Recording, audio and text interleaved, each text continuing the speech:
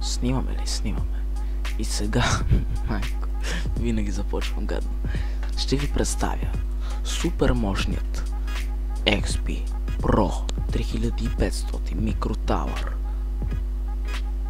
който си закупих и подкарвам всякакви игри. Аз си го взех с 4 ГБ RAM DDR3 1600 МГц с такъв процесор i3 3240, работи на 3,4 ГГц. Има и 500 ГБ хард диск, което е доста добре. Само че аз естествено го апгрейднах. Upgrade. Сложих му още 4 ГБ RAM. Т.е. става 8 ГБ RAM на 1600 МГц. Сложих една видеокарта, която не е толкова добра, но все пак подкарва всякакви игри. По-новите ги подкарва на лоу настройки, но все пак вади 30 FPS вади. Тъй че видеокартата е GTX 750 Ti. Мисля, че е супер. Компютърът го закупих втора ръка.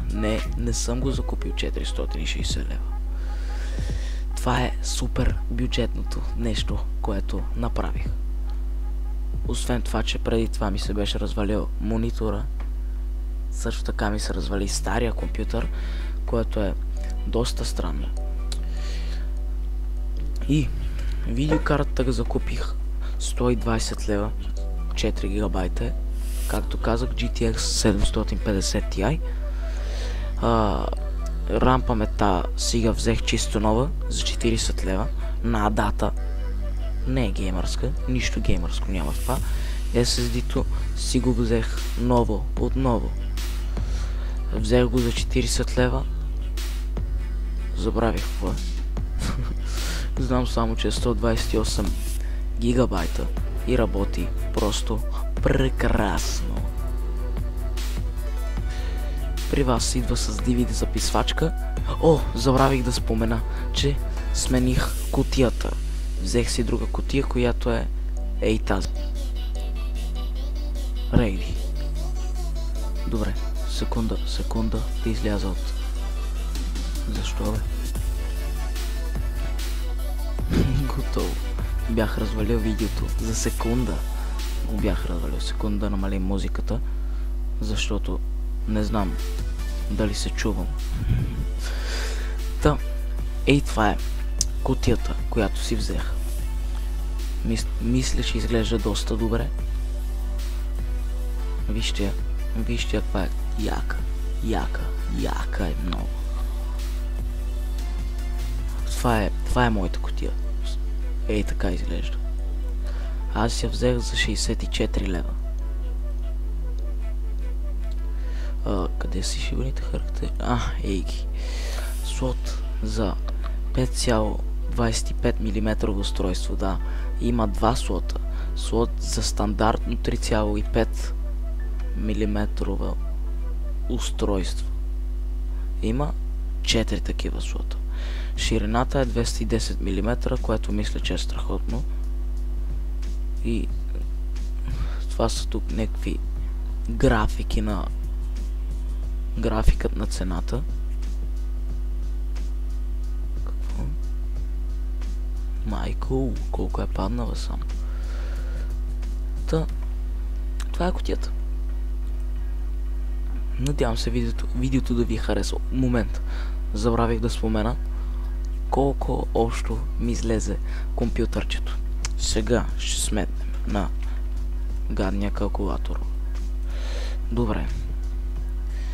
Компютърът го закупих за 200 лева. От 220 лева го свалих на 200. Плюс закупих си 4 ГБ RAM за 40 лева. Плюс SSD 40 лева. Доставките да ги смятам ли? Не, няма да смятам доставките. и видеокарта 120 лева.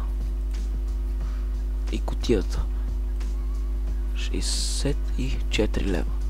И общо виждате, че компютърът ми излезе 464 лева, което мисля, че е доста добре, защото подкарва абсолютно всякакви игри, бетле.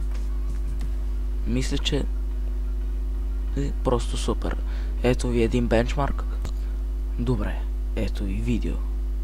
Намерих някакво видео на GT5 Grand Theft Auto 5. Само че тук сме на по-ниска резолюция. Не знам защо човека играе на по-ниска резолюция. Играта може да я подкарам и на по-висока резолюция. Съответно аз съм 1680 към 1050. Добре. Гледаме геймплей на GT5. Ultra Settings. Т.е. на най-високите настройки.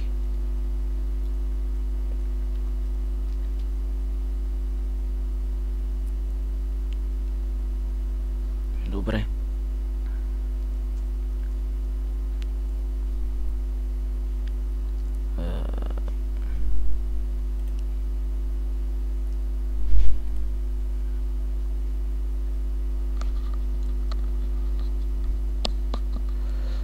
Ами, искам да кажа, че лично аз не мисля, че ще изкарам 50 фрейма. Ако играя на Full HD, играя на Ultra Settings.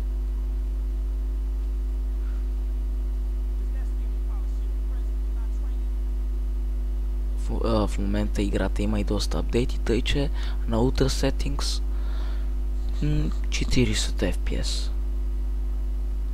От 30 до 40 FPS. Сигурен съм. Просто съм сигурен.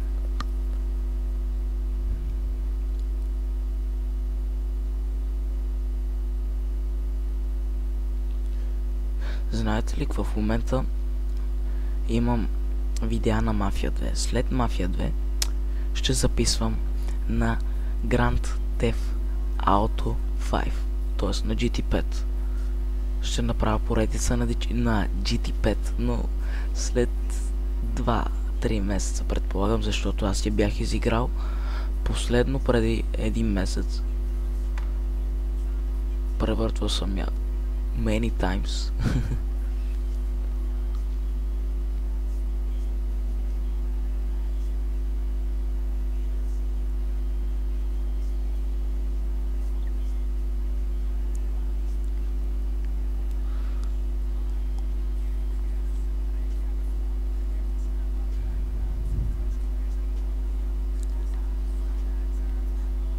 Какви глупости говоря, на Full HD и на Ultra Settings няма как да изкара 40 фрейма.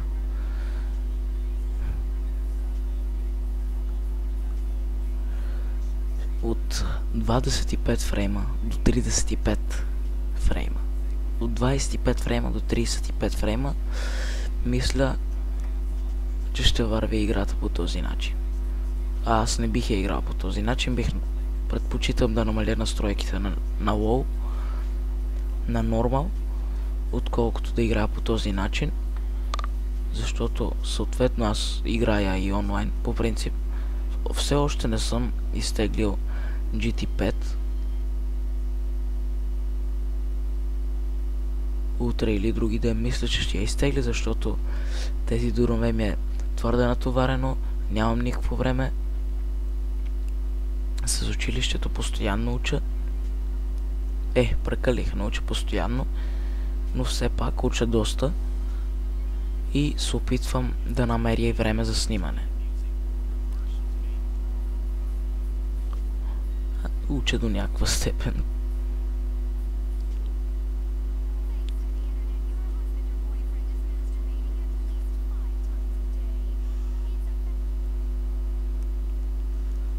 Мисля, че достатъчно видяхме. И това беше краят на епизода. Надявам се да ви е харесало. Ако е така, дайте едно лайче и се абонирайте за канала. за още такива видеа. Благодаря предварително. И чао и до нови срещи от мен.